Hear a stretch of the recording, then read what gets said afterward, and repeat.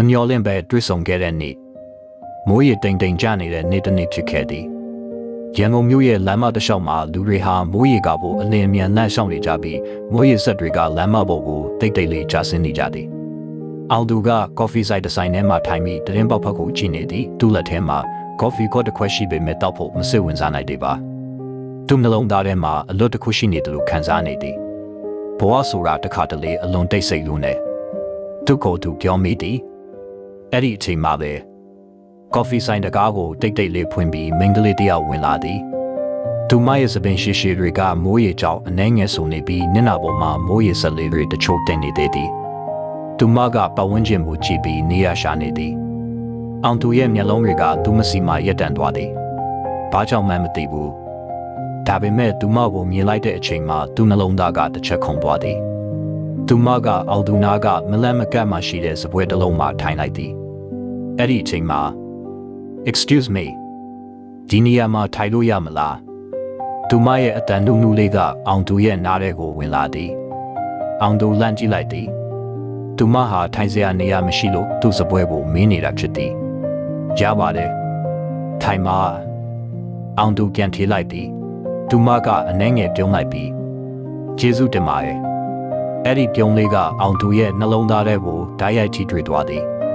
သူ့အတွက်အဲ့ဒီပြုံးဟာအရန်ထူးခြားနေသည်သူမထိုင်ပြီးနောက်မိုးရေကိုတရင်ပေါက်ကနေကြည့်နေသည်အောင်သူလည်းသူမကိုမတိမတာကြည့်နေမိသည်တစ်ချိန်တစ်ခဏတိတ်ဆိတ်နေပြီးနောက်မိုးရွာတာကိုကြိုက်လားသူမကမေးလိုက်သည်အောင်သူအနှဲငယ်အံ့ဩသွားသည်ဟုတ်တယ်ကြိုက်တယ်မိုးရွာတဲ့အချိန်မှာစိတ်ကြီးငြိမ်နေသူပြန်ထေးလိုက်သည်သူမကခေါင်းညှိလိုက်သည်ကျမလည်းကြိုက်တယ်ဒါပေမဲ့တစ်ခါတလေတော့မိုးရွာရင်ဝမ်းနည်းစရာတွေကိုသတိရတတ်တယ်အောင်သူမကိုကြည့်လိုက်သည်သူမရဲ့မျက်လုံးတွေထဲမှာဝမ်းနည်းမှုတစ်ခုလှုပ်ဝက်နေတယ်လို့ခံစားလိုက်ရသည်နာမည်ဘယ်လိုခေါ်လဲအောင်သူမေးလိုက်သည်မင်းညံ့တော့သူမပြန်ဖြေသည်ကျွန်တော်ကအောင်သူပါသူတို့နှစ်ယောက်အချင်းချင်းကြည့်ပြီးအနှဲငယ်ပြုံးလိုက်ကြသည်အဲ့ဒီအချိန်မှာဘယ်သူမှမသိကြသေးဘူးဒီတွေ့ဆုံမှုလေးဟာသူတို့နှစ်ယောက်ရဲ့ဘဝကိုအမြဲတမ်းပြောင်းလဲသွားစေမယ်ဆိုလားပြီးတော့တနေ့မှာတယောက်ကိုတယောက်အရိုက်ချစ်ကြပေမဲ့မပိုင်ဆိုင်နိုင်တဲ့အခြေအနေတစ်ခုတည်းကိုရောက်သွားမယ်ဆိုလားသူတို့မသိကြသေးဘူးနှလုံးသားထဲသို့ဝင်လာတော့သူမိုးရေကဆက်လက်ကျနေစေဖြစ်သည်ကော်ဖီဆိုင်တွင်မှာတော့မိုးရေဆက်တွေတရင်ပေါက်ကိုထိထွေတန်လေးတွေဟာတိတ်တိတ်လေးတချင်းတပုတ်လိုကြားနေရသည်အောင်သူနဲ့မင်းညံနိုးတို့နှစ်ယောက်လုံးတိတ်တိတ်လေးထိုင်နေကြသည်ဒါပေမဲ့အဲ့ဒီတိတ်ဆိတ်မှုကမရှုပ်ထွေးဘူးမတက်မတာလည်းမဟုတ်ဘူးတမျိုးထူးခြားတဲ့အေဂျင့်မှုတစ်ခုဖြစ်နေသည်ကိုအောင်သူကဒီနားမှာပဲနေတယ်လားမင်းညံနိုးကမေးလိုက်သည်ဟုတ်တယ်ဒီနားမှာအလုပ်လုပ်တယ်မင်းညံနိုးကကျမကဒီနေ့မှဒီနားကိုပထမဆုံးလာတာအဲ့ဒါဆိုမိုးရွာတာနဲ့ကြုံတာပဲအောင်သူပြုံးလိုက်သည်မင်းမြတ်နိုးလည်းပြန်ပြုံးလိုက်သည်သူမရဲ့ပြုံးလေးကအောင်သူရဲ့စိတ်ထဲမှာတစ်ခုခုထူးခြားတဲ့အဖို့လေးတစ်ခုဖြစ်ပေါ်စေသည်အချိန်တွေတခီးဖြတ်တန်းသွားသည်သူတို့နှစ်ယောက်ဟာစကားနည်းနည်းစီပြောကြပြီးမတိမတာပို့ပြီးရင်းနှီးလာကြသည်အောင်သူအတွက်တော့သူမဟာမကြခင်မှာပြန်သွားမဲ့လူတစ်ယောက်ပဲဖြစ်နိုင်ပေမဲ့ဘာကြောင့်မှမသိဘူးသူမကိုထပ်ပြီးတွေ့ကျင်နေပြီဖြစ်သည်မိုးရေကတခီးဖြည်းရက်သွားသည်မင်းမြတ်နိုးကတရင်ပေါက်ဖက်ကိုကြည့်ပြီးမိုးရက်သွားပြီကျမပြန်ရတော့မယ်သူမပြောလိုက်သည်အောင်သူရဲ့နှလုံးသားထဲမှာအနှဲငယ်လွတ်လပ်သွားတယ်လို့ခံစားလိုက်ရသည်အိုးသူပြန်ထေးလိုက်သည်ဒါပေမဲ့သူ့စိတ်ထဲမှာတခုခုပြောချင်နေသည်မင်းမြတ်နိုးကထပြီးဒီနေ့စကားပြောရတာဝမ်းသာပါတယ်သူမပြုံးလိုက်သည်အောင်သူလည်းကျွန်တော်လည်းဝမ်းသာပါတယ်သူပြန်ပြောလိုက်သည်သူမတကားဘက်ကိုလက်လျှောက်သွားသည်အောင်သူကသူမရဲ့နောက်ကျောကိုကြည့်နေသည်အဲ့ဒီအချိန်မှာသူမရုတ်တရက်ပြန်လှည့်ကြည့်လိုက်သည်နောက်တစ်ခါထပ်တွေ့နိုင်မလားသူမမေးလိုက်သည်အောင်သူရဲ့နှလုံးသားကတစ်ချက်ခုန်သွားသည်တွေ့နိုင်မယ်လို့မျှော်လင့်ပါတယ်သူပြန်ဖြေလိုက်သည်မင်းမျက်နှာပြုံးလိုက်ပြီးဒါဆိုနောက်တစ်ခါတွေ့မယ်နော်ကိုအောင်သူမပြောပြီးထွက်သွားသည် တကားပိတ်တန်လေးကြားလိုက်ရသည်ကော်ဖီဆိုင်တွင်မှအောင်သူတယောက်တည်းကြံခဲ့သည်ဒါပေမဲ့သူ့နှလုံးသားထဲမှာတော့တယောက်ယောက်ဝင်လာပြီးသားဖြစ်နေပြီသူမသိသေးဘူးအဲ့ဒီမိန်းကလေးဟာသူ့ဘဝရဲ့အလှဆုံးအမတ်တရလည်းဖြစ်လာမယ်နာကျင်စရာအများဆုံးအမတ်တရလည်းဖြစ်လာမယ်ဆိုတာမတိမတာချစ်မိသွားခြင်းမိုးရွာခဲ့တဲ့နေ့ကနေစပြီးရက်အနှဲငယ်ကြာသွားခဲ့သည်ဒါပေမဲ့မိမြတ်နိုးရဲ့ပြုံးလေးကတော့အောင်သူရဲ့စိတ်ထဲကနေမထွက်သည်အလုံးလုံးနေတဲ့အချိန်မှာတောင်သူမကိုတတိယနေမိသည်ကော်ဖီတောက်နေတဲ့အချိန်လက်လျှောက်နေတဲ့အချိန်မိုးရွာတဲ့အချိန်တိုင်းသူမကိုပြန်တွေ့နိုင်မလားဆိုတဲ့မျှော်လင့်ချက်လေးနဲ့သူအဲ့ဒီကော်ဖီဆိုင်ကိုမကြာခဏသွားဖြစ်လာသည်တနေ့အောင်သူကော်ဖီဆိုင်တကားကိုဖွင့်ပြီးဝင်လိုက်သည်သူ့မျက်လုံးတွေကအလိုလျောက်အဲ့ဒီနေ့သူမထိုင်ခဲ့တဲ့နေရာကိုရှာလိုက်သည်ပြီးတော့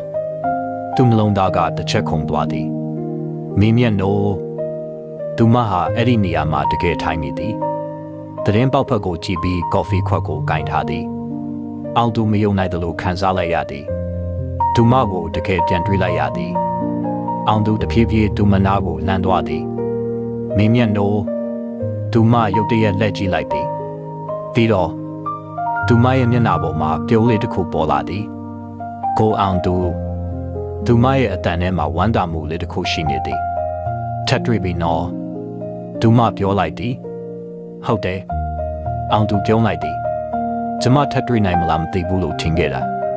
သူမပြောလိုက်သည်ကျွန်တော်လည်းအဲ့ဒီလိုပဲအောင်သူပြန်ထေးလိုက်သည်အဲ့ဒီအချိန်မှာသူတို့နှစ်ယောက်လုံးတစ်ခုခုကိုခံစားနေကြသည်မပြောရသေးတဲ့ခံစားချက်တစ်ခုအောင်သူထိုင်လိုက်သည်မင်းညံတို့ကဒီနားကိုမကြာခဏလာမလားမသိကြဘူးဒါပေမဲ့ဒီနေရာကိုကြိုက်လာပြီသူမပြုံးလိုက်သည်အောင်သူလည်းပြုံးလိုက်သည်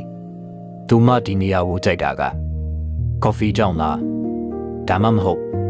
သူကြောင့်လားသူမသိဘူးဒါပေမဲ့သူသိတာတခုတော့ရှိသည်သူမနဲ့အတူရှိတဲ့အချိန်တွေဟာသူ့အတွက်အထူးခြားဆုံးဖြစ်နေပြီမတိမတာနဲ့သူ့နှလုံးသားကသူမဘက်ကိုတဖြည်းဖြည်းလှမ်းလာနေပြီမပြောရသေးတဲ့ခံစားချက်များအောင်သူနဲ့မင်းမြတ်နိုးတို့နှစ်ယောက်ဟာအဲ့ဒီနေ့ကနေစပြီးမကြာခဏတွေ့ခဲ့လာကြသည်ကော်ဖီဆိုင်မှာတခါတလေလမ်းမပေါ်မှာတခါတလေမိုးရွာတဲ့နေ့တွေမှာသူတို့နှစ်ယောက်ရဲ့တွေ့ဆုံမှုတွေဟာမျောလင့်ထားသလိုဖြစ်လာသည်ဒီနေ့သူတို့နှစ်ယောက်ကော်ဖီဆိုင်ကနေထွက်ပြီးလက်ရှောင်မိကြသည်မိုးမရွာပေမဲ့လေတိတ်တိတ်လေးတိုက်နေသည်ကိုအောင်သူမင်းမျက်နှာခေါ်လိုက်သည်ဘာချစ်လဲတခါတလေလူတယောက်ကိုမတိမတာနဲ့ယဉ်နီးသွားတာထူးဆန်းမနေဘူးလားအောင်သူသူမကိုကြည့်လိုက်သည်ဘာကြောင့်ဒီလိုမေးတာလဲမင်းမျက်နှာအနှဲငယ်တိတ်ဆိတ်သွားသည်မသိဘူးဒါပေမဲ့ကိုအောင်သူနဲ့စကားပြောရင်အရန်အေးချမ်းတယ်သူမပြောလိုက်သည်အောင်သူရဲ့နှလုံးသားကတစ်ချက်ခုန်သွားသည်သူလည်းအဲ့ဒီလိုပဲခံစားနေရသည်ဒါပေမဲ့သူမပြောရသည်ကျွန်တော်လည်းမင်းမျက်နှာနဲ့အတူရှိရင်အချိန်တွေမြင်မြန်ဖြစ်သွားတယ်လို့ခံစားရတယ်သူပြန်ထေးလိုက်သည်မင်းမျက်နှာပြုံးလိုက်သည်သူမရဲ့မျက်လုံးတွေထဲမှာတခုခုရှိနေသည်ဝမ်းတာမှုလားဒါမှမဟုတ်မပြောနိုင်သေးတဲ့ခံစားချက်တစ်ခုလားအဲ့ဒီအချိန်မှာသူတို့နှစ်ယောက်လမ်းမတနေရာမှာရပ်လိုက်ကြသည်မင်းမျက်နှာကကောင်းကင်ဘက်ကိုကြည့်လိုက်သည်တခါတလေအချိန်တွေရက်သွားရင်ကောင်းမယ်လို့ထင်တယ်သူမတိတ်တိတ်လေးပြောလိုက်သည်ဘာကြောင့်လဲအောင်သူမေးလိုက်သည်မင်းမျက်နှာခဏတိတ်နေပြီဘာမှမဟုတ်ပါဘူးသူမပြုံးပြီးပြန်ထေလိုက်သည်ဒါပေမဲ့အောင်သူသိလိုက်သည်သူမရဲ့ပြုံးလေးနောက်ွယ်မှာဝမ်းနည်းမှုတစ်ခုလှိုးဝှက်နေသည်သူမေးချင်ပြီးသူမဘာကြောင့်အဲ့ဒီလိုပြောတာလဲဆိုတာဒါပေမဲ့သူမမေးရခဲ့အချိန်တွေဆက်ပြီးဖြတ်တန်းသွားသည်သူတို့နှစ်ယောက်ရဲ့နှလုံးသားတွေဟာ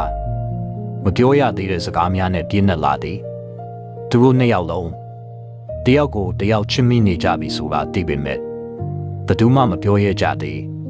ဘာကြောင့်လဲဆိုတော့တခါတလေမပြောရသေးတဲ့အချစ်တွေဟာအလှဆုံးဖြစ်တတ်တယ်လို့နာကျင်စရာအများဆုံးလည်းဖြစ်တတ်သည်သူနဲ့တူရှိတဲ့အချိန်များနေ့ရက်တွေတဖြည်းဖြည်းဖြစ်တက်လာတာနဲ့အမျှ အောင်သူနဲ့မေမြန်နိုးတို့ရဲ့ဆက်ဆံရေးဟာပိုပြီးရင်းနှီးလာခဲ့သည်မနေ့ကတွေ့ခဲ့တယ်လို့ဒီနေ့လည်းတွေ့ချင်နေသည်ဒီနေ့တွေ့ခဲ့ရင်မနက်ဖြန်ကိုထပ်ပြီးညှော်လင့်နေမိသည်တနေ့သူတို့နှစ်ယောက်မြို့ပန်းချံတစ်ခုမှထိုင်နေကြသည်လေတိတ်တိတ်လေးတိုက်နေပြီးတရွက်တွေတဖြည်းဖြည်းလှုပ်ရှားနေသည်မင်းမြန်တို့ကလက်ထဲမှာအချိုရည်ဘူးတပူကင်ထားပြီးဒီလိုတိတ်တိတ်လေးထိုင်နေရတာကိုကျမအရန်ကြိုက်တယ်သူမပြောလိုက်သည်ဘာကြောင့်လဲအောင်သူမေးလိုက်သည်စိတ်အေးချမ်းတယ်သူမပြန်ချေလိုက်သည်ပြီးတော့အထူးသဖြင့်ကိုအောင်သူနဲ့သူဆိုပိုပြီးအေးချမ်းတယ်သူမတိတ်တိတ်လေးထပ်ပြောလိုက်သည်အောင်သူရုတ်တရက်တိတ်ဆိတ်သွားသည်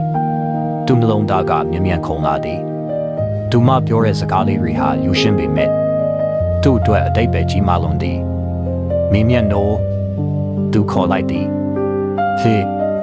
သူမလှည့်ကြည့်လိုက်သည်အောင်သူမကိုကြည့်ပြီးဘာမှမပြောနိုင်ခဲ့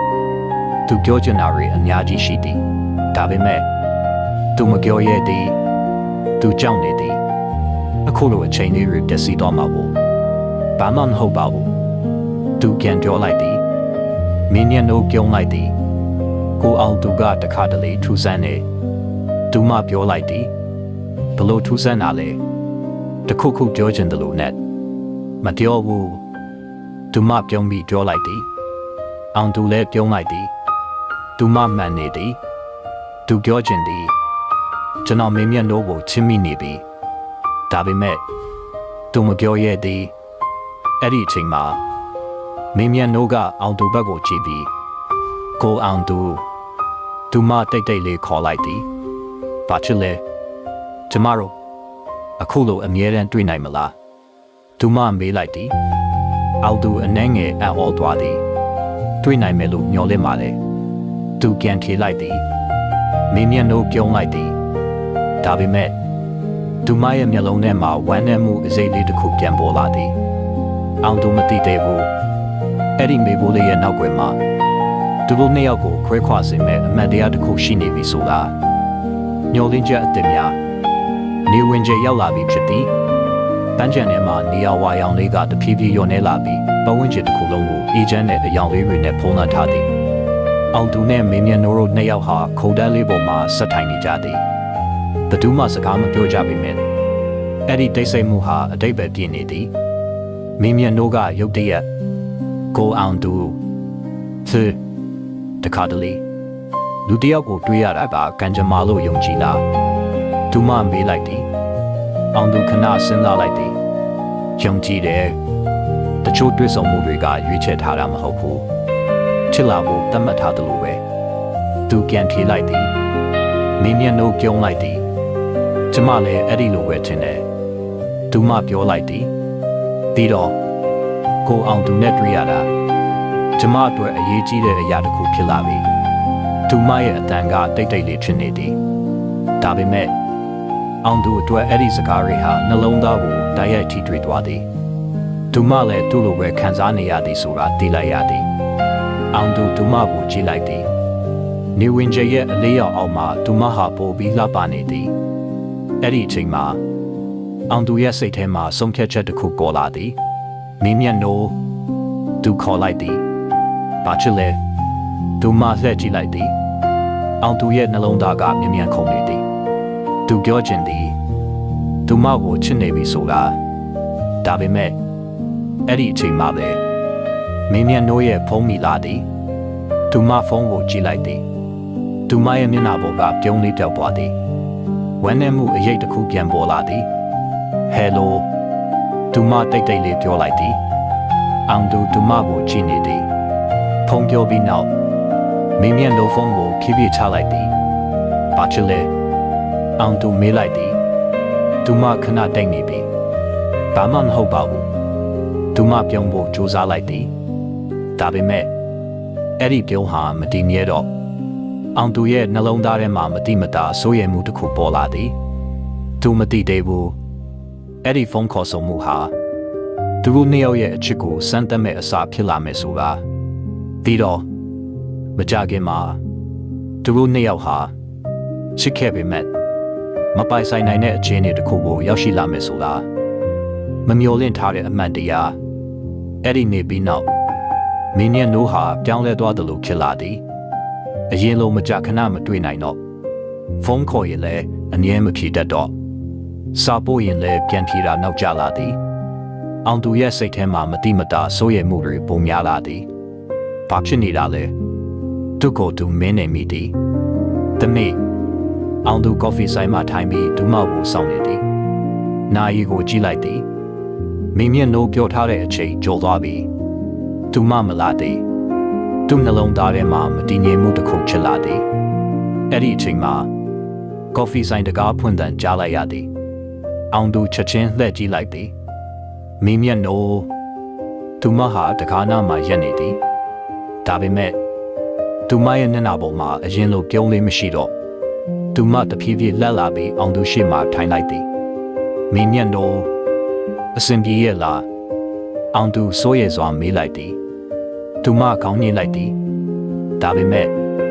သူမမျက်လုံးတွေကဝမ်းနည်းနေသည်တိတ်ဆိတ်မှုတစ်ခုဖြစ်ပေါ်လာသည်နောက်ဆုံးမှာကိုအောင်သူမတိတ်တိတ်လေးခေါ်လိုက်သည်ချေကျမကိုအောင်သူကိုတခုပြောစရာရှိတယ်သူမရဲ့အတန်ကတုန်ခါနေသည်အောင်သူရဲ့နှလုံးသားကမြဲမြဲခုန်လာသည်မကောင်းတဲ့အရာတစ်ခုဖြစ်လာတော့မယ်ဆိုတဲ့ခံစားချက်ဘာဖြစ်လဲသူမေးလိုက်သည်မိမျက်နှုတ်ခဏတိတ်နေပြီးသူမရဲ့လက်ကိုတင်းတဲဆုပ်ထားသည်ပြီးတော့ကျမမကြခင်ဒီညကနေထွက်သွားရတော့မယ်အောင်သူအော်သွားသည်ဘာသူမယုံနိုင်တယ်လို့ပြန်မေးလိုက်သည်မိသားစုကဆုံးဖြတ်ပြီးသားကျမနိုင်ငံသားကိုပြောင်းရတော့မယ်သူမမျက်လုံးထဲမှာမျက်ရည်တဖြည်းဖြည်းစူပုံလာသည်အောင်သူစကားမပြောနိုင်တော့သူနှလုံးသားထဲမှာတခုခုကွဲသွားတယ်လို့ခံစားလိုက်ရသည်ဒါတော့သူအားနဲ့စွာမေးလိုက်သည်မိမျက်နှိုးအနှဲငယ်တိတ်နေပြီးမကြခင်မဲသူမပြန်ဖြေလိုက်သည်အဲ့ဒီစကားလေးကအောင်သူအတွက်ကဘာကြီးတိတ်ဆိတ်သွားတယ်လို့ဖြစ်စေသည်သူမပြောနိုင်သေးတဲ့အချက်တွေသူမပြောနိုင်သေးတဲ့ခံစားချက်တွေအားလုံးမပြောက်ခင်ပဲဆုံးရှုံးတော့မယ်အောင်သူမသိသေးဘူးဒီအမှန်တရားဟာသူတို့နှစ်ယောက်ရဲ့အချစ်ကိုအဆုံးသတ်စီခေါ်ဆောင်သွားမယ်အစဖြစ်လာမယ်ဆိုတာချစ်ချင်းနဲ့နာကျင်ချင်းကြားကော်ဖီဆိုင်တွင်မှာတိတ်ဆိတ်မှုကလေးလံလာသည်အောင်သူမင်းမျက်နှာပြောခဲ့တဲ့စကားကိုမယုံနိုင်သည်မကြခင်ထွက်သွားရတော့မယ်အဲ့ဒီစကားလေးဟာသူ့နှလုံးသားထဲမှာအမြဲပြန်နဲ့ကြားနေရသည်ဘာကြောင့်အောင်သူအားနဲ့စွာမေးလိုက်သည်မင်းမျက်နှာကောင်းကိုအနှဲငယ်ငုံလိုက်သည်မိသားစုဆုံးဖြတ်ထားတာကျမမရွေးချယ်နိုင်ဘူးသူမပြန်ချေလိုက်သည်အောင်သူလက်ကိုတင်းတဲဆုပ်လိုက်သည်သူစိတ်ထဲမှာမတရားသလိုခံစားလိုက်ရသည်မတော်ရင်မရဘူးလားသူမေးလိုက်သည်အဲ့ဒီမေကွန်းဟာသူ့နှလုံးသားရဲ့အမှန်တရားဖြစ်သည်မင်းရဲ့နှုံးမျက်လုံးထဲမှာမျက်ရည်တောက်ပလာသည်မရဘူးသူမတိတ်တိတ်လေးပြန်ချေလိုက်သည်အောင်သူရဲ့ကဘာကြီးတစ်ခဏရက်သွားသလိုဖြစ်သည်သူပြောချင်သည်ကျွန်တော်မင်းရဲ့နှုံးကိုချစ်တယ်ဒါပေမဲ့အဲ့ဒီစကားကိုပြောလိုက်ရင်သူမပူပြီးနာကျင်သွားမလားသူမသိဘူးကိုအောင်သူမင်းရဲ့နှုံးခေါ်လိုက်သည်အောင်သူမကိုကြည့်လိုက်သည်သူမရဲ့မျက်ရည်တစ်ဆက်ကျလာသည်ကျမကိုအောင်သူနဲ့တွေ့ရတာကိုမနှောင်တရဘူးသူမပြောလိုက်သည်အဲ့ဒီစကားလေးဟာအဆုံးသက်ကိုနီးလာနေတယ်လို့ခံစားရသည်အောင်သူရဲ့မျက်လုံးတွေထဲမှာလည်းဝမ်းနည်းမှုပြည့်နေသည်ကျွန်တော်လည်းသူအားနဲ့စွာပြန်ပြောလိုက်သည်သူတို့နှစ်ယောက်တယောက်ကိုတယောက်ကြည့်နေကြသည်အချစ်တွေပြည့်နေတဲ့မျက်လုံးများဒါပေမဲ့အနာဂတ်မရှိတဲ့အချစ်တစ်ခုအောင်သူသိလိုက်သည်တခါတလေချစ်ချင်းတစ်ခုကလုံလောက်မဟုတ်ဘူးဆိုတာတခါတလေချစ်နေကြပေမဲ့အတူမနေနိုင်ကြဘူးဆိုတာအဲ့ဒီနေ့ကသူတို့နှစ်ယောက်ရဲ့နှလုံးသားတွေဟာချစ်ချင်းနဲ့နာကျင်ချင်းကြားမှာတိတ်တိတ်လေးကွဲကျင်နေကြသည်မပြောနိုင်တဲ့စကားများနေ့ရက်တွေတဖြည်းဖြည်းကုန်ဆုံးလာသည်မိမျက်နှိုးထွက်သွားရမယ့်နေ့ဟာနီးကပ်လာနေပြီဒါပေမဲ့အောင်သူရဲ့နှလုံးသားထဲမှာမပြောနိုင်သေးတဲ့စကားတွေအများကြီးရှိနေသေးသည်သူမကိုမြင်နိုင်မတော်ပါနဲ့ကျွန်တော်နဲ့အတူနေပါကျွန်တော်မိမျက်နှိုးကိုချစ်တယ် ဒီစကားတွေကိုပြောချင်နေသည်ဒါပေမဲ့သူမပြောနိုင်ခဲ့တနေ့သူတို့နှစ်ယောက်အရင်ဆုံးတွေ့ခဲ့တဲ့ coffee ဆိုင်မှာထိုင်နေကြသည်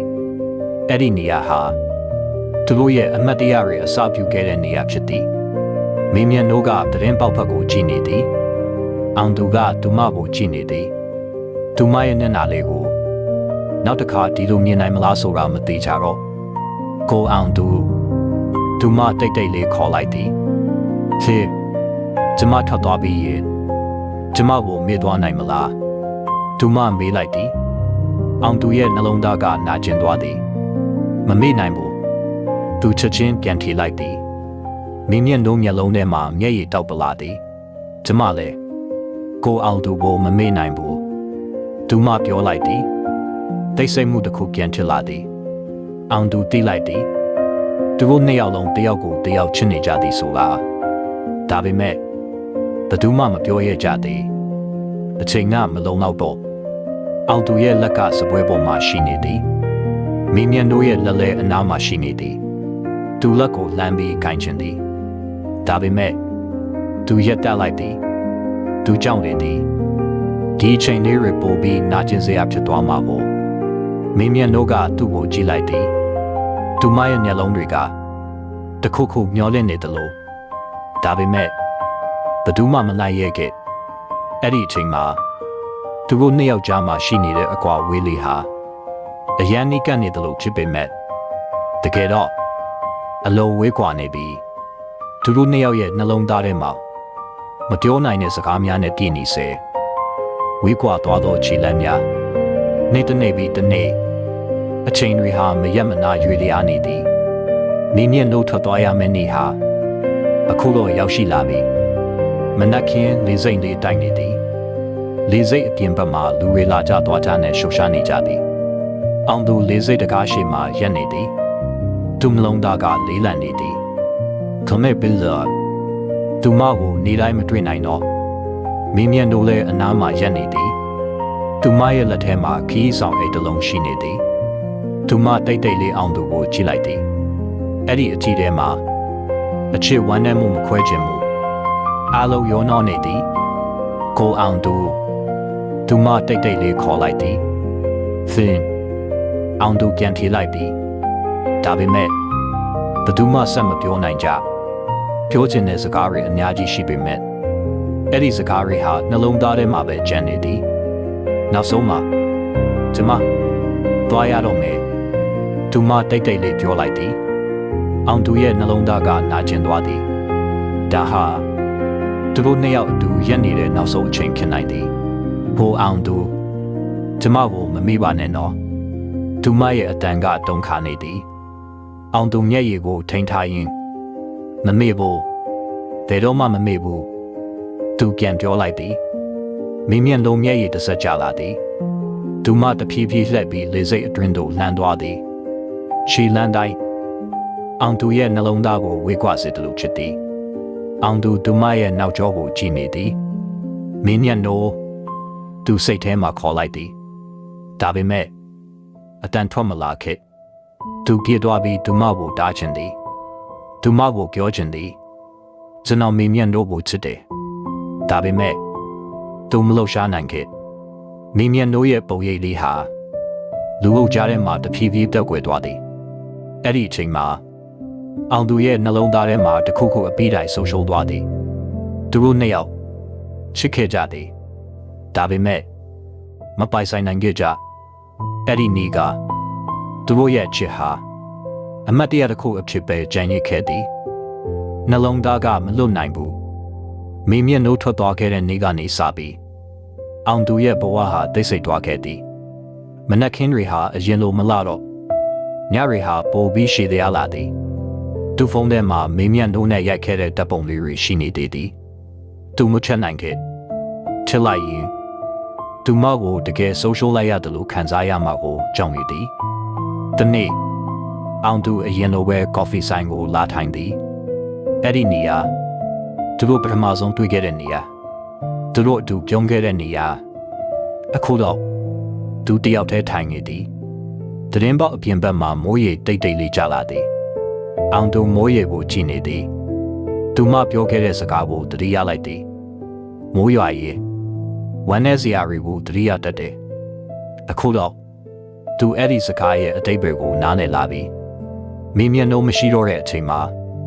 မိုးရီဟာပိုပြီးဝမ်းနဲ့စရာဖြစ်လာသည်အောင်သူဖုန်းကိုထုတ်လိုက်သည်သူမရဲ့နာမည်မိမျက်နှာအဲ့ဒီနာမည်ကိုကြည့်လိုက်ရင်သူနှလုံးသားနာကျင်လာသည်သူစာပို့ချင်သည်မိမျက်နှာအစင်ပြေရဲ့လားဒါပေမဲ့သူမပို့ခဲ့ဘာကြောင့်လဲဆိုတော့သူမဘဝအသက်ထဲမှာပျော်ရွှင်နေပြီဆိုရင်သူမနှောက်ယှက်ချင်ခဲ့ဒါပေမဲ့သူနှလုံးသားကမလွတ်နိုင်သည်သူစူးစမ်းမေးဖို့လုပ်ခဲ့သည်ဒါပေမဲ့သူမမေ့နိုင်ခဲ့တခါတလေသူမရဲ့အတန်ကိုကြားရတယ်လို့ခံစားရသည်တခါတလေသူမနားမှာရှိနေတယ်လို့ခံစားရသည်ဒါပေမဲ့NRA ဟာအမတ်တရားတွေပဲဖြစ်သည်အမှန်တရားကတော့သူမမရှိတော့အောင်သူတိလိုက်သည်တချို့လူတွေဟာဘဝတဲကိုဝင်လာပြီးအမြဲတမ်းနေမသွားပေမဲ့နှလုံးသားထဲမှာတော့ဘယ်တော့မှမထွက်သွားကြဘူးဆိုလားမပိုင်ဆိုင်နိုင်ပေမဲ့ဆက်ချင်နေစေညတဲ့ညမိုးရိပ်တိတ်တိတ်လေးကြနေသည်အောင်သူအိမ်သတင်းပေါက်နာမှာရက်ပြီးအပြင်ဘက်ကိုကြည့်နေသည်မိုးရေဆက်တွေကမြေပြင်ပေါ်ကိုကျလာတယ်လို့သူ့နှလုံးသားထဲကအမတ်တရားတွေဟာလည်းတဖြည်းဖြည်းပြန်ကျလာသည်မိမျက်နှာနဲ့အတူလက်လျှောက်ခဲ့တဲ့နေ့တွေကော်ဖီဆိုင်မှာထိုင်ပြီးပြုံးခဲ့တဲ့အချိန်တွေသူမရဲ့အတန်နူးနူးလေးအားလုံးဟာအခုတော့အမတ်တရားတွေဖြစ်သွားပြီအောင်သူမျက်လုံးကိုပိတ်လိုက်သည်သူမရဲ့မျက်နှာလေးကိုစိတ်ထဲမှာမြင်အောင်နေသည်မိမျက်နှာသူတိတ်တိတ်လေးခေါ်လိုက်သည်ဒါပေမဲ့တုတ်ပြန်တမ်းမရှိတိတ်ဆိတ်မှုတစ်ခုသာရှိနေသည်အောင်သူဖုန်းကိုပြန်ထုတ်လိုက်သည်သူမရဲ့ chat box ကိုဖွင့်လိုက်သည်နောက်ဆုံး message ဟာကိုအောင်သူကျမကိုမမေ့ပါနဲ့နော်အောင်သူရဲ့မျက်လုံးထဲမှာမျက်ရည်တောက်ပလာသည်သူ keyboard ပေါ်မှာလက်တင်လိုက်သည်ကျွန်တော်မိမျက်နှာကိုသတိရနေတယ်သူရေးလိုက်သည်ဒါပေမဲ့ send button ကိုမနှိပ်နိုင်ခဲ့သူရက်လိုက်သည်သူတည်သည်တချို့စကားတွေဟာနောက်ကျပြီးသားဖြစ်တတ်သည်သူမရဲ့ဘဝတစ်ထဲမှာသူမရှိတော့ဒါပေမဲ့သူနှလုံးသားထဲမှာတော့သူမအမြဲရှိနေသည်အောင်သူသတင်းပေါက်အပြင်ဘက်ကိုပြန်ကြည့်လိုက်သည်မိုးရေကဆက်လက်ကျနေစေဖြစ်သည်အဲ့ဒီမိုးရေအောက်မှာသူ့ချစ်ဟာမပိုင်ဆိုင်နိုင်ပေမဲ့မပြောက်ွယ်သည်တချို့အချစ်တွေဟာအတူမနေနိုင်ကြပေမဲ့နှလုံးသားထဲမှာတော့အမြဲတမ်းဆက်လက်ရှင်သန်နေကြသည်မမျော်လင့်တဲ့သတင်းတစ်ခုလမ်းများစွာကြာသွားခဲ့သည်အချိန်မီထက်သက်လာတာနဲ့အမျှအောင်သူရဲ့ဘဝဟာအပြင်ပန်းမှာတော့ပုံမှန်ပြန်ဖြစ်လာတယ်လို့ထင်ရသည်သူအလုပ်သွားသည်သူစားသည်သူကြုံတတ်သည်ဒါပေမဲ့သူနှလုံးသားထဲမှာမိမျက်နှာအတွက်နေရာတစ်ခုဟာမပြောင်းလဲသည်တနေ့အောင်သူအလုပ်ပြီးဖုန်းကိုကြည့်လိုက်သည် notification တစ်ခုတက်လာသည် Facebook friend request သူအလိုလျောက်ဖွင့်ကြည့်လိုက်သည်နာမည်တစ်ခုမိမျက်နှာအောင်သူရဲ့နှလုံးသားတစ်ချက်ခုန်သွားသည်သူမယုံနိုင်တယ်လို့ပြန်ကြည့်လိုက်သည်တကယ်ပဲသူမရဲ့ account ဖြစ်သည်သူလက်တွေအနှဲငယ်တုံလာသည်ဘာကြောင့်အခုမှ friend request ပို့လာတာလဲသူ accept လုပ်မလားမလုပ်မလားခဏစဉ်းစားနေသည်နောက်ဆုံးသူ accept ကိုနှိပ်လိုက်သည်နှလုံးသားကမြ мян ခုန်နေသည်အချိန်အနည်းငယ်ကြာပြီး message တစ်ခုထပ်တက်လာသည်မိမျက်နှာကိုအောင်သူနေကောင်းရဲ့လားအောင်သူမျက်လုံးမခွာနိုင်ဘူးအဲ့ဒီ message လေးဟာသူမျောလင့်ခဲ့တဲ့အရာဒါပေမဲ့တကယ်ရောက်လာတဲ့အချိန်မှာဘာပြန်ပြောရမှန်းမသိတော့သူနှလုံးသားထဲမှာဝမ်းသာမှုစိုးရိမ်မှုနာကျင်မှုအားလုံးရောနှောနေသည်သူ keyboard ပေါ်မှာလက်တင်လိုက်သည်ပြီးတော့ချီးပြခြင်းရေးလိုက်သည်အောင်သူနေကောင်းပါလေမင်းမျက်နှာက message sent အဲ့ဒီအချိန်မှာ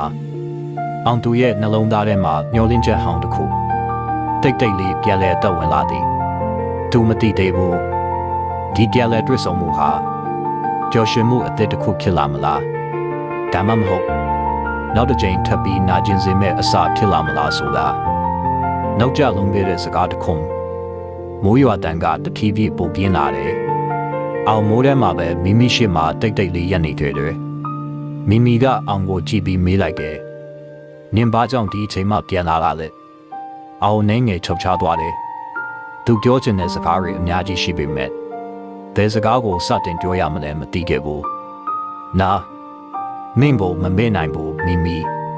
အဲ့ဒီစကားကိုကြားလိုက်တဲ့အခါမိမိမျက်လုံးထဲကမျက်ရည်တစ်စက်လွတ်ကျလာတယ်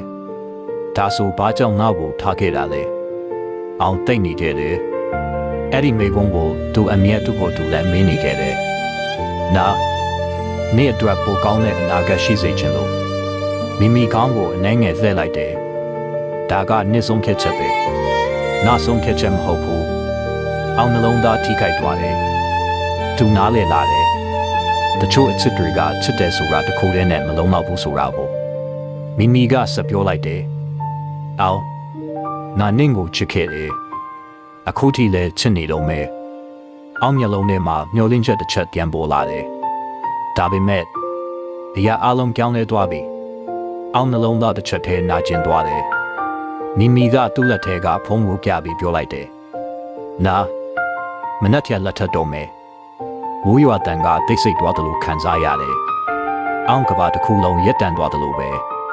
သူပြောချင်တဲ့စကားတစ်ခုနာနင့်ကိုချစ်တယ်ဒါပေမဲ့အဲ့ဒီစကားကနောက်ကျလုံးသွားခဲ့ပြီးဆိုရှုံကြီးရဲ့အစာအောင်မိုးထဲမှာပဲမိမိပြောခဲ့တဲ့စကားကိုမယုံနိုင်သေးဘူးနာမနှက်ထက်လက်ထက်တော့မယ်အဲ့ဒီစကားကသူ့နှလုံးသားထဲမှာထက်ခါကြားနေတယ်လို့ပဲမိမိဒါတကယ်ပဲလားသူ့တန်ကတုံနေခဲ့တယ်မိမိကောင်းကိုတဖြည်းဖြည်းလှည့်ပြီးအောင်မျက်လုံးထဲကိုမကြည့်ရတော့ဘူးဟုတ်တယ်ဒါနာမိသားစုဆုံးဖြတ်ချက်လေးပါတယ်နားလဲလက်ခံလိုက်ပြီးအောင်ရင်ထဲမှာအရာတစ်ခုပြက်ကွက်သွားတယ်လို့ခံစားရတယ်ဒါဆိုမာကပါလေမိမိတိတ်သွားတယ်အောင်ဆက်ပြောလိုက်တယ်နာနေ့အတွက်ဘာမှမဟုတ်တော့ဘူးလားမိမိမျက်ရည်တွေမထိန်နိုင်တော့ဘူးနင်ဒါနာအတွက်အရေးကြီးဆုံးအမှတ်တရပါအဲ့ဒီစကားကအောင်အတွက်ပို့ပြီးနာကျင်စေခဲ့တယ်အမှတ်တရသူအပြုံးတစ်ခုလောက်ဖို့ကြိုးစားပေမဲ့အဲ့ဒီအပြုံးကနာကျင်မှုကိနေခဲ့တယ်နာသာနေ့အတွက်အတိတ်ပဲလားမိမိပြန်မဖြေနိုင်ခဲ့ဘူးမိုးရေတွေဆက်လက်ရွာနေတော့နှစ်ယောက်လုံးတိတ်ဆိတ်နေကြကြတယ်အောင်နားလေလာတယ်သူပြန်လာတာနောက်ကျလုံးသွားခဲ့ပြီဆိုတာပေါ့သူ့နှလုံးသားထဲမှာဆုံးရှုံးမှုရဲ့နာကျင်မှုကတဖြည်းဖြည်းပြန့်နှံ့လာခဲ့တယ်ဒါပေမဲ့သူမေးချင်တဲ့မေးဖို့တစ်ခုရှိနေသေးတယ်မိမိနင်ပြောမေလားမိမိမျက်ရည်တွေကြားထဲကပြုံးဖို့ကြိုးစားလိုက်တယ်နောက်ဆုံးညမိမိအောက်မေဖို့ကိုချက်ချင်းမဖြေနိုင်ခဲ့ဘူးမိမိနင်ပြောမေလားအဲ့ဒီစကားကသူ့နှလုံးသားကိုထိုးထွင်းတယ်လို့ခံစားရတယ်မိမိမျက်ရည်တွေကိုတုပ်လိုက်ပြီးအောင်ကိုကြည့်လိုက်တယ်ကြော်ဖို့ကြိုးစားပါမယ်အောက်ရင်ထဲမှာနာကျင်မှုပုံမှုကင်းထန်လာတယ်ကြိုးစားမယ်အဲ့ဒီစကားကတကယ်မပြောဘူးဆိုတဲ့အတိတ်ပဲလို့ပဲထင်ရတယ်အောင်တဖြည်းဖြည်းရှေ့ကိုလှမ်းလာတယ်မိမိနာနင့်ကိုတခုမေးလို့ရမလားမိမိကောင်းနေလိုက်တယ်အကယ်၍နာမတော်ခဲ့ရေနေငါနဲ့အတူရှိနေမှာလားမိမိနဲ့ရည်တွေပြန်လဲလွတ်ကြလာတယ်အဲ့ဒီမိကုန်းကသူမမဖြေခြင်းဆုံးမိဘုံဖြစ်တယ်အချိန်နဲ့ငယ်တိတ်ဆိတ်သွားပြီးမိမိတုံမိတဲ့အတန်နဲ့ပြောလိုက်တယ်ဟုတ်တယ်ငါနင့်ကိုစောင့်နေခဲ့တာအောင်နှလုံးသားတစ်ချက်ထဲနာကျင်သွားတယ်သူမျောလင်းခဲ့တဲ့အခြေဖြစ်ပေမဲ့အခုချိန်မှာတော့အရာအလုံးနောက်ကျသွားခဲ့ပြီဒါပေမဲ့အခုတော့မဖြစ်နိုင်တော့ဘူးမိမိဆက်ပြောလိုက်တယ်နင်းပြန်မလာတဲ့နေ့တွေမှာငါအယမ်းနာကျင်ခဲ့တယ်ငါနင့်ကိုမုံမို့ကြိုးစားခဲ့တယ်ဒါပေမဲ့မရဘူးအောင်မျက်ရည်တွေမထိန်နိုင်တော့ဘူးဒါဟာသူ့ဘဝထဲမှာအကြီးမားဆုံးအမှတ်ဖြစ်ခဲ့တယ်မိမိအောက်ကိုကြည့်ပြီးနောက်ဆုံးစကားတစ်ခွန်းပြောလိုက်တယ်။ဒီညကမာတို့နှစ်ယောက်အတွက်နောက်ဆုံးညဖြစ်မယ် မိုးရေတွေအောက်မှာနှစ်ယောက်လုံးတိတ်တိတ်လေးရပ်နေခဲ့ကြတယ်ချစ်ချင်းတစ်ခုဒီဆုံးမှုအချိန်နီးလာခဲ့ပြီးမင်္ဂလာဆောင်နေ့မနက်ခင်းနေအောင်ကတဖြည်းဖြည်းမျိုးကိုလင်းလက်စေခဲ့တယ်ဒါပေမဲ့ဒီနေ့ကအောက်အတွက်အမောက်ဆုံးနေ့ဖြစ်နေခဲ့တယ်သူတညလုံးမအိပ်နိုင်ခဲ့ဘူးမိမိပြောခဲ့တဲ့စကားတွေကိုပဲထက်ခါစဉ်းစားနေခဲ့တယ်ဒီညကမာတို့နှစ်ယောက်အတွက်နောက်ဆုံးညဖြစ်မယ်အောင်ဖုန်းကိုကိုင်ပြီးမိမိနာမည်ကိုကြည့်နေခဲ့တယ်ဖုန်းခေါ်ဖို့ကြိုးစားခဲ့ပေမဲ့နောက်ဆုံးမှမခေါ်နိုင်ခဲ့ဘူးနောက်မှအခွင့်အရေးမရှိတော့ဘူးတစ်ဖက်မှာတော့မိမိမင်္ဂလာဝတ်စုံကိုဝတ်ထားပြီးမတ်ရှိမှရပ်နေခဲ့တယ်သူမရဲ့မျက်နှာမှာအပြုံးတစ်ခုရှိနေခဲ့ပေမဲ့အဲ့ဒီအပြုံးကနှလုံးသားထဲကမဟုတ်ခဲ့ဘူးသူမရဲ့တငယ်ချင်းကမေးလိုက်တယ်မိမိနေအဆင်ပြေလားမိမိအနှဲငယ်တိတ်ပြီးကြောက်မို့ကြိုးစားလိုက်တယ်အဆင်ပြေပါတယ်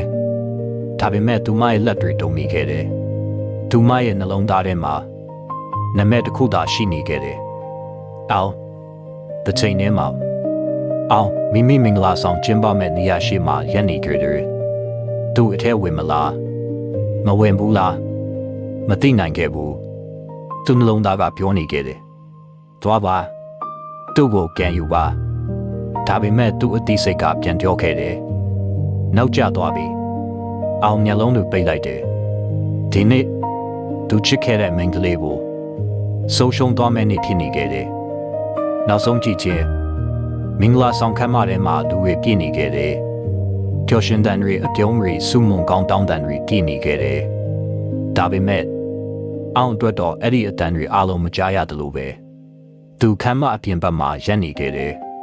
တကားကနေအတွင်းကိုကြည့်လိုက်တယ်မိမိမင်္ဂလာဝတ်စုံနဲ့အရန်လာနေခဲ့တယ်သူမအမြဲညှော်မှန်းခဲ့တဲ့မိန်းကလေးဒါပေမဲ့အခုတော့သူ့အတွက်မဟုတ်တော့ဘူးအောင်မျက်လုံးထဲမှာမျက်ရည်တွေပြည့်လာခဲ့တယ်အဲ့ဒီအချိန်မိမိကလည်းတကားဘက်ကိုလှည့်ကြည့်လိုက်တယ်သူမရဲ့မျက်လုံးတွေကအောင်ကိုတွေးလိုက်တယ်အချိန်တစ်ချက်တည်းရပ်တန့်သွားတယ်လို့ပဲနှစ်ယောက်လုံးစကားမပြောနိုင်ခဲ့ဘူးဒါပေမဲ့သူတို့နှလုံးသားတွေကအချင်းချင်းနားလည်နေခဲ့တယ်မိမိမျက်လုံးထဲမှာမျက်ရည်တွေပြည့်လာခဲ့တယ်သူမပြောချင်တဲ့စကားတွေအများကြီးရှိနေခဲ့တယ်နာနင့်ကိုချစ်တယ်နာနင့်နဲ့အတူရှိချင်တယ်ဒါပေမဲ့သူမမပြောနိုင်ခဲ့ဘူးအောင်အနှဲငယ်ပြုံးလိုက်တယ်နာကျင်မှုပြည့်နေတဲ့အပြုံးတစ်ခုသူ့နှလုံးသားထဲမှာပြောလိုက်တယ်ကြော်ပါစီမိမိသူ့လက်ပြီးတဖြည်းဖြည်းလမ်းလျှောက်ထွက်သွားခဲ့တယ်သူမလက်ကြည့်တော့ဘူးဘာကြောင့်လဲဆိုတော့လက်ကြည့်မယ်ဆိုရင်သူထွက်သွားနိုင်တော့မှမဟုတ်ဘူးအဲ့ဒီနေ့အောင်သူ့ဘဝထဲကအရေးကြီးဆုံးမိန်းကလေးကိုနောက်ဆုံးအကြိမ်ကြည့်ခဲ့တယ်တယောက်တည်းကြံရစ်သူမင်္ဂလာဆောင်ခန်းမကနေထွက်လာပြီးနောက်အောင်ဘယ်ကိုသွားရမလဲမသိခဲ့ဘူးလမ်းတွေကလူများနေခဲ့ပေမဲ့သူ့အတွက်တော့ကဘာကြီးတစ်ခုလုံးအလွတ်ဖြစ်နေတယ်လို့ပဲသူဖုန်းကိုထုတ်ကြည့်လိုက်တယ်မိမိနာမည် contact list ထဲမှာရှိနေတော့မယ်သူခက်လိုက်ဖို့စဉ်းစားခဲ့တယ်ဒါပေမဲ့မဖြတ်နိုင်ခဲ့ဘူးဒီနာမည်ကငါဘဝရဲ့အစိတ်ပိုင်းတစ်ခုပါအောင်တယောက်ထဲလက်ရှောင်နေကြတယ်သူတို့နှစ်ယောက်အတူသွားခဲ့ဘူးရဲ့နေရာတွေကော်ဖီဆိုင်ဘန်ဂျန်ဘတ်စကာမတိုင်ဒီအားလုံးကအမတ်တရားတွေပြလာစေခဲ့တယ်သူမျက်လုံးတွေပိတ်လိုက်တယ်မိမိရဲ့တန်းမိမိတုံးတဲ့မျက်နှာမိမိတူလက်ကိုကင်ထားတဲ့ခံစားချက်တရားအားလုံးကအမှန်တကယ်ချစ်ခဲ့တယ်ဒါပေမဲ့အခုတော့အတိတ်ချသွားခဲ့ပြီအောင်မျက်ရည်တစ်ဆက်လွတ်ကျလာခဲ့တယ်ငါနင့်ကိုမမေ့နိုင်ဘူးမိမိတစ်ဖက်မှာမိမိမင်္ဂလာဆောင်ပြီးနောက်သူမရဲ့အခန်းထဲမှာတယောက်တည်းထိုင်နေခဲ့တယ်လူတွေအားလုံးထွက်သွားပြီးနောက်တိတ်ဆိတ်မှုသာကြံခဲ့တယ်သူမဖုန်းကိုထုတ်ကြည့်လိုက်တယ်အောင်နံပါတ်သူမခေါ်ဖို့ကြိုးစားခဲ့တယ်ဒါပေမဲ့မခေါ်နိုင်ခဲ့ဘူးမျက်ရည်တွေတဖြည်းဖြည်းလွတ်ကျလာခဲ့တယ်အဲ့ဒီအချိန်မှာသူမနားလည်လာခဲ့တယ်တချို့အချစ်တွေကနှလုံးသားထဲမှာပဲနေရာယူနိုင်ပြီးဘဝထဲမှာတော့မပိုင်ဆိုင်နိုင်ဘူးဆိုတာကိုမမိနိုင်တဲ့အမတ်တရားများညကတိတ်ဆိတ်နေခဲ့တယ်အောင်သူ့အခန်းထဲမှာတယောက်တည်းထိုင်နေခဲ့တယ် မိမပိတ်ပဲမတ်ရှိမှာသူ့ကိုယ်သူကြည့်နေခဲ့တယ်သူမျက်နှာမှာမောပန်းမှုနဲ့နာကျင်မှုပြမိခဲ့တယ်သူစပွဲပေါ်မှာတစ်ခုခုကိုတွေးလိုက်တယ်ဓပုံတပုံအဲ့ဒီဓပုံထဲမှာအောင်နဲ့မိမိနှစ်ယောက်လုံးပြုံးမိခဲ့ကြတယ်အဲ့ဒီမိကသူတို့နှစ်ယောက်အပျော်ဆုံးနေ့တစ်နေ့ချစ်ခဲ့တယ်အောင်ဓပုံကိုလက်ထဲယူလိုက်တယ်သူလက်တွေတုံနေခဲ့တယ်ဘာကြောင့်အရာအလုံးပြောင်းလဲသွားတာလဲသူ့တန်ကတိတ်တိတ်လေးထွက်လာခဲ့တယ်သူ့မျက်လုံးတွေကိုပိတ်လိုက်တယ်အမတ်တရားတွေတစ်ခုပြီးတစ်ခုပြန်ပေါ်လာခဲ့တယ်ရလအောင်နေငါ့ကိုဘယ်တော့မှမထားခဲ့ဘူးလို့ကတိပေးပါအောင်မာကတိပေးတယ်ဘယ်တော့မှမထားခဲ့ဘူးဒါပေမဲ့အဲ့ဒီကတိကိုသူမထိန်နိုင်ခဲ့ဘူးညရည်တစ်ဆက်တပ်ပုံပေါ်ကိုလွတ်ကျလာခဲ့တယ်တစ်ဖက်မှာမိမိလည်းအဲ့ရပေါ်မှာမအိတ်နိုင်ပဲသဲနေခဲ့တယ်သူမဘေးမှာရှိနေတဲ့သူမရဲ့ခင်မုန်းကအိပ်ပျော်နေခဲ့တယ်ဒါပေမဲ့သူမရဲ့နှလုံးသားကတော့အခြားတစ်နေရာမှာရှိနေခဲ့တယ်သူမဖုန်းကိုတိတ်တိတ်လေးယူလိုက်တယ်အောက်နာမည်ကိုကြည့်နေခဲ့တယ်သူမ message တစ်ခုရိုက်လိုက်တယ်နေအဆင်ပြေလားဒါပေမဲ့စမ်းမလို့ပဲထည့်လိုက်တယ်နောက်မှအခွင့်အရေးမရှိတော့ဘူးသူမမျက်ရည်တွေတိတ်တိတ်လေးလွတ်ကျလာခဲ့တယ်သူတို့နှစ်ယောက်လုံးတယောက်ကိုတယောက်ချစ်နေလို့မယ်ဒါပေမဲ့အတူမရှိနိုင်တော့ဘူးအချိန်ကမကူတနိုင်တဲ့နာကျင်မှုနေ့ရီတနေ့ပြီးတနေ့ကြော်လွန်သွားခဲ့တယ်အချိန်ကအရာအလုံးကိုတောင်းလဲစေတယ်လို့လူတွေပြောကြတယ်ဒါပေမဲ့အောက်အတွက်တော့တချို့အရာတွေမတောင်းလဲခဲ့ဘူးသူအလုပ်ထဲမှာအလုံးများနေခဲ့တယ်သူ့ကိုယ်သူမစင်စားဖို့ကြိုးစားနေခဲ့တယ်ဒါပေမဲ့အမတ်တရားတွေကမေးဖို့မလွယ်ဘူးတနေ့အောင်ကော်ဖီဆိုင်တစ်ဆိုင်ကိုသွားခဲ့တယ်အဲ့ဒီနေရာကသူနဲ့မိမိပထမဆုံးတွေ့ခဲ့တဲ့နေရာဖြစ်တယ်သူအဒရင်းကိုဝေလိုက်ပြီးထိုင်ခဲ့ဘူးတဲ့နေရာကိုကြည့်လိုက်တယ်အရာအလုံးမပြောင်းလဲသေးဘူးဒါပေမဲ့မိမိမရှိတော့ဘူးသူအပြုံးတစ်ခုလှုပ်လိုက်တယ်နာကျင်မှုပြည့်နေတဲ့အပြုံးတစ်ခုအချိန်တွေအများကြီးကျော်သွားပြီဒါပေမဲ့သူ့နှလုံးသားထဲကခံစားချက်တွေကတော့မပြောင်းလဲသေးဘူးတစ်ဖက်မှာမိမိလည်းသူမရဲ့ဘဝတစ်ထဲမှာနေထိုင်နေခဲ့တယ်သူမစူးစမ်းပြီးပြုံးမိခဲ့တယ်စူးစမ်းပြီးပျော်နေခဲ့တယ်ဒါပေမဲ့ညတိုင်းသူမတယောက်တည်းဖြစ်လာတဲ့အချိန်မှာသူမစဉ်းစားမိတာကတယောက်တည်းပဲအောင်သူမဖုန်းထဲမှာအောက်နာမည်ကိုမဖြတ်နိုင်ခဲ့ဘူးသူမအဲ့ဒီနာမည်ကိုကြည့်ပြီးတိတ်တိတ်လေးပြောလိုက်တယ်နေအခုဘလို့နေလဲသူမသိချင်ခဲ့တယ်သူမမရှိတော့တဲ့ဘဝထဲမှာအောင်ကြော်နေလားဆိုတာကိုဒါပေမဲ့အဲ့ဒီအထီကိုသူမဘယ်တော့မှမသိနိုင်ခဲ့ဘူးမမျော်လင့်တဲ့ပြတ်တွေ့ခြင်းမိုးရွာနေတဲ့နေ့တစ်နေ့အောင်အလုပ်ပြီးလို့ဘတ်စကာမတ်တိုင်းမှာရပ်နေခဲ့တယ်မိုးရေတွေတဖြည်းဖြည်းကျလာပြီးလူတွေအလင်းအမြန်ပြေးနေခဲ့ကြတယ်အောင်မိုးရေကိုကြည့်နေခဲ့တယ်မိုးရွာတဲ့နေ့တွေကသူ့အတွက်အမတ်တရားတွေအမြဲပြန်လာစေတယ်အဲ့ဒီအချိန်မှာသူ့ရှိမှရပ်နေတဲ့မိန်းကလေးတစ်ယောက်ကိုတွေ့လိုက်တယ်သူမရဲ့နောက်ကျောကလည်းညီရပေမဲ့အောင်မလုံးသားတစ်ချက်တည်းခုန်သွားတယ်အဲ့ဒီခံစားချက်ကိုသူသိရဲ့မိန်းကလေးကတဖြည်းဖြည်းဆက်လာခဲ့တယ်အဲ့ဒါမိမိဖြစ်မိတဲ့ပဲအောင်မယုံနိုင်ခဲ့ဘူးမိမိလည်းအောင်ကိုတွေးလိုက်ပြီးအဲ့အော်သွားခဲ့တယ်အချိန်တစ်ခုလုံးတိတ်ဆိတ်သွားတယ်လို့ပဲအောင်မိမိအတန်ကတုန်နေခဲ့တယ်အောင်ဘာပြန်ပြောရမလဲမသိခဲ့ဘူးမိမိသူမနာမည်ကိုခေါ်လိုက်တဲ့အခါနှစ်ယောက်လုံးရဲ့အမတ်တရားတွေပြန်လဲလှုပ်ရှားလာခဲ့တယ်မိုးရေတွေအောက်မှာသူတို့နှစ်ယောက်ပြန်လဲတွေ့ဆုံနေခဲ့ကြတယ်ဒါပေမဲ့ဒီဟာအလုံးပြောင်းလဲသွားခဲ့ပြီးမိမိလက်မှာလက်ထက်လက်စွပ်တကွင်းရှိနေခဲ့တယ်အောက်မျက်လုံးတွေအဲ့ဒီလက်စွပ်ပေါ်မှာရပ်နေခဲ့တယ်သူ့နှလုံးသားနာကျင်သွားခဲ့တယ်ဒါပေမဲ့သူပြုံးဖို့ကြိုးစားလိုက်တယ်မေအစင်ဒီလာမိမိမျက်ရည်တွေထိမ်းပြီးပြန်ထီလိုက်တယ်အစင်ဒီပါတယ်ဒါပေမဲ့သူတို့နှစ်ယောက်လုံးသိနေခဲ့တယ်အဲ့ဒီစကားကမတ်တရားမဟုတ်ဘူးဆိုတာကိုမပြောဖြစ်ခဲ့တဲ့စကားများမိုးရေတွေအောက်မှာအောင်နဲ့မိမိနှစ်ယောက်တိတ်တိတ်လေးရပ်နေခဲ့ကြတယ်သူတို့နှစ်ယောက်ကြားပြောချင်တဲ့စကားတွေအများကြီးရှိနေခဲ့ပေမဲ့ဘယ်စကားကိုစတင်ရမလဲမသိခဲ့ကြဘူး အောင်ပထမဆုံးပြောလိုက်တယ်မင်းအလုပ်ဘလို့လဲအဲ့ဒီမေကုန်းသားသူတကယ်မေးချင်တဲ့မေဖို့မဟုတ်ဘူးဒါပေမဲ့အခြားစကားတွေပြောဖို့သူမရဲခဲ့ဘူးမိမိအနှဲငယ်ပြုံးလိုက်တယ်အဆင်ပြေပါတယ်နင်ကောမဟာလေအဆင်ပြေပါတယ်နှစ်ယောက်လုံးအဆင်ပြေပါတယ်လို့ပြောနေကြပေမဲ့သူတို့နှလုံးသားတွေကတော့မဆင်ပြေခဲ့ဘူးအချိန်တစ်ခဏတိတ်ဆိတ်သွားခဲ့တယ်မိမိမေးလိုက်တယ်မင်းကြော်လားအောင်အဝတ်သွားတယ်သူအဲ့ဒီမေကုန်းကိုမမျှော်လင့်ခဲ့ဘူးသူတိတ်နေခဲ့တယ်သူမလိမ်ချင်ဘူးဒါပေမဲ့အမှန်တရားကိုလည်းမပြောရဲဘူးနောက်ဆုံးမှာသူတဖြည်းဖြည်းပြောလိုက်တယ်လာကြိုးစားနေပါတယ်မိမိမျက်လုံးထဲမှာမျက်ရည်တွေပြန်လဲပြည့်လာခဲ့တယ်အဲ့ဒီစကားကသူမရဲ့အဖြေနဲ့တူမိခဲ့တယ်မိမိလက်ထဲမှာကင်ထားတဲ့ထီကိုပို့ပြီးချုပ်ကင်လိုက်တယ်သူမပြောချင်တဲ့စကားတစ်ခုရှိမိခဲ့တယ်နာနင့်ကိုမမေ့နိုင်သေးဘူးဒါပေမဲ့သူမမပြောနိုင်ခဲ့ဘူးအောင်လဲအတူတူပဲ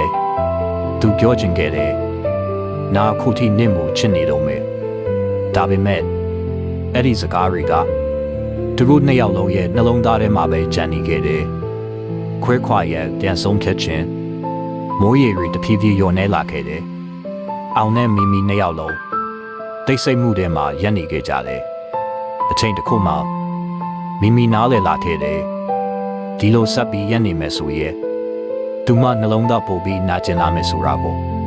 မိမိတဖြည်းဖြည်းပြောလိုက်တယ်အောင်နာသွားတော့မယ်အောင်နှလုံးသားတစ်ချက်တည်းကြာဆင်းသွားခဲ့တယ်သူပြောချင်ခဲ့တယ်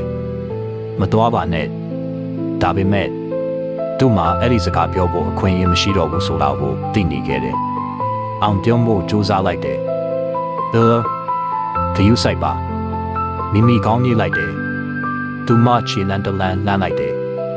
ဒါပေမဲ့ရက်လိုက်တယ်သူမပြန်လှည့်ကြည့်လိုက်တယ်အောင်အဲ့ဒီနေရာမှာပဲရက်နေတွေ့တယ်သူမမျက်ရည်တွေထိမရတော့ဘူးအောင်မျက်လုံးထဲမှာမျောလင်းချက်တစ်ချက်ပေါ်လာခဲ့တယ်ဒါပေမဲ့မိမိပြောလိုက်တဲ့စကားကကျေးဇူးတင်ပါတယ်အောင်မလုံးသားတစ်ချက်တည်းနာကျင်သွားခဲ့တယ်ဘာအတွက်လဲမိမိတုံးမိပြောလိုက်တယ်နားဘဝထဲမှာနေရှိခဲ့တဲ့အတွက်အဲ့ဒီစကားကနောက်ဆုံးနှုတ်ဆက်ခြင်းဖြစ်နေခဲ့တယ်မိမိပြန်လိုက်ပြီးတဖြည်းဖြည်းလက်လျှောက်ထွက်သွားခဲ့တယ်ဒီတစ်ချိန်မှာတော့သူမမပြန်လက်ကြည့်တော့ဘူးအောင်တယောက်တည်းကြံရစ်ခဲ့တယ်သူနားလည်လာခဲ့တယ်တချို့လူတွေကချစ်ဖို့ပဲဖြစ်ပြီးတိုင်ဆိုင်ဖို့မဟုတ်ဘူးဆိုတာကိုမိုးရေတွေအပိတက်ရက်တန့်သွားခဲ့တယ်ဒါပေမဲ့သူနှလုံးသားတွေကမိုးကတော့ဆက်လက်ရွာနေခဲ့တယ်အသစ်တစ်ခုကိုစတင်ရန်ကြိုးစားခြင်းမိမိထွက်သွားပြီးနောက်အောင်အဲ့ဒီနေရာမှာပဲအချိန်တော်ကြာရပ်နေခဲ့တယ်လူတွေလာသွားနေကြပေမဲ့သူ့အတွက်တော့အရာအလုံးရပ်တန့်နေတယ်လို့ပဲဒါပေမဲ့အချိန်ကဘသူ့အတွက်မှမရပ်ဘူးနေ့တွေတစ်နေ့ပြီးတစ်နေ့ဆက်လက်ကြော်လွန်သွားခဲ့တယ်အောင်သူ့ဘဝကိုပြန်လည်တည်ဆောက်ဖို့ကြိုးစားခဲ့တယ်သူအလုပ်ထဲမှာပို့ပြီးအာရုံစိုက်ခဲ့တယ်သူ့ကိုယ်သူမစင်စားဖို့ကြိုးစားခဲ့တယ်တနေ့သူ့လုပ်ငန်းမှာလုပ်ဖို့ကင်ဘက်အတစ်တယောက်ရောက်လာခဲ့တယ်သူမနာမည်ကဒီရီကတိတ်တိတ်လေးဖြစ်ပေမဲ့နူးညံ့တဲ့အပြုံးရှိနေခဲ့တယ်မင်္ဂလာပါကျမဒီရီပါအောင်အနှဲငယ်ပြုံးပြီးပြန်ဖြေလိုက်တယ်မင်္ဂလာပါကျွန်တော်အောင်ပါအဲ့ဒါကသူတို့နှစ်ယောက်ရဲ့ပထမဆုံးတွေ့ဆုံခြင်းဖြစ်ခဲ့တယ်နေ့ရီကြာလာတာနဲ့အမျှဒီရီကအောက်ဘဝထဲမှာတဖြည်းဖြည်းနေရာယူလာခဲ့တယ်သူမရဲ့အပြုံးကအောင်မလုံးသားတွေကနာကျင်မှုကိုအနှဲငယ်ယုံနေစေခဲ့တယ်တနေ့ဒီရီမေးလိုက်တယ်အောင်အဆင်ပြေလားအဲ့ဒီမေကုန်းသားအောင်နှလုံးသားကိုတစ်ချက်လှူရှားစီခဲ့တယ်အဲ့ဒီမေကုန်းကိုမိမိသားမေးခဲ့ဘူးတဲ့အောင်အနှဲငယ်တိတ်ပြီးကျုံလိုက်တယ်အဆင်ပြေပါတယ်ဒါပေမဲ့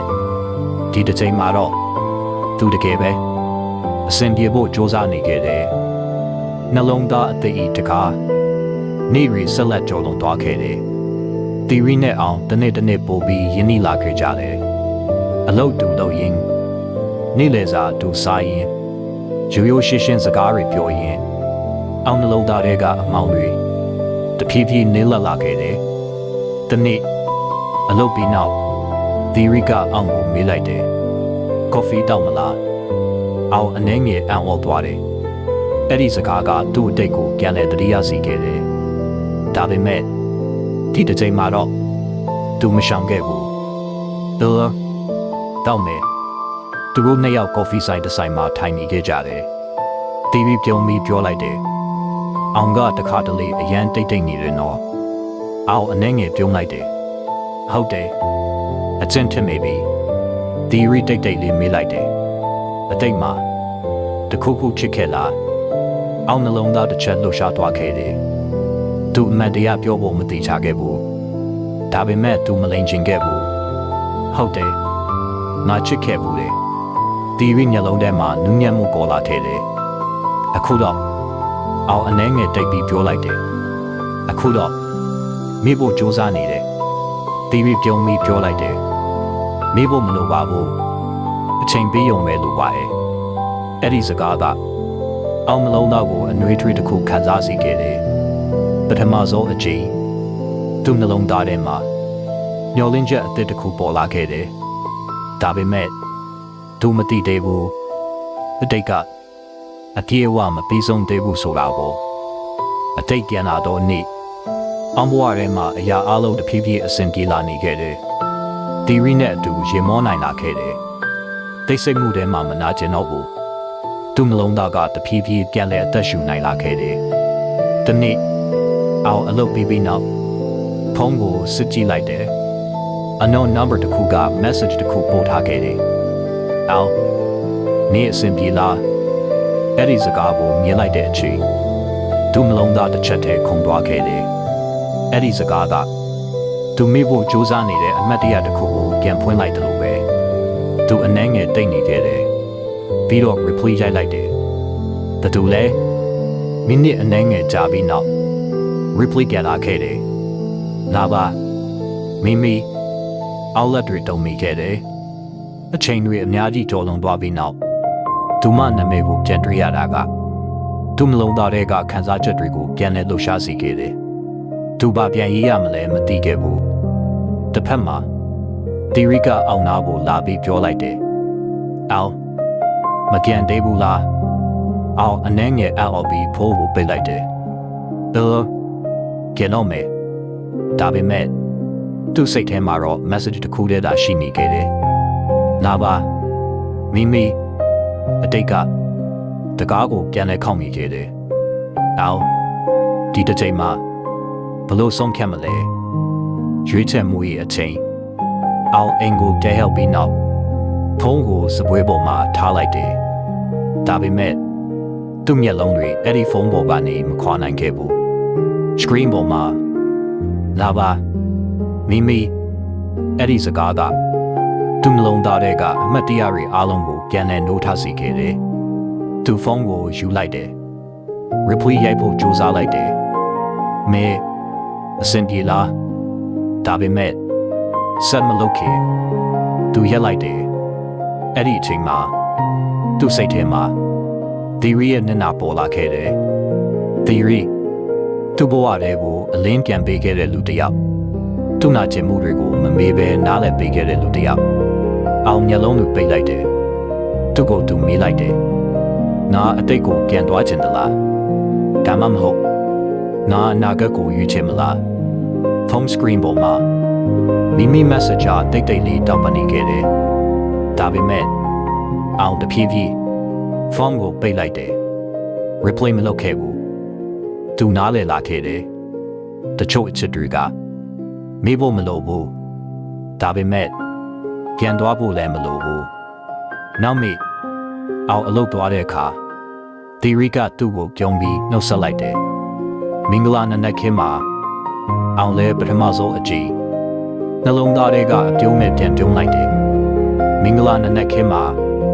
အဲ့ဒီအချိန်မှာသူ့နှလုံးသားထဲမှာနာကျင်မှုမဟုတ်တော့ဘူးညှော်လင်းချက်အသစ်တစ်ခုရှိနေခဲ့တယ်တချို့လူတွေကငါတို့ဘဝထဲမှာအမြဲနေဖို့မဟုတ်ပေမဲ့ ငါတို့ကိုပုံမအားကောင်းတဲ့လူတစ်ယောက်ဖြစ်လာစေဖို့ရောက်လာကြတာဖြစ်တယ်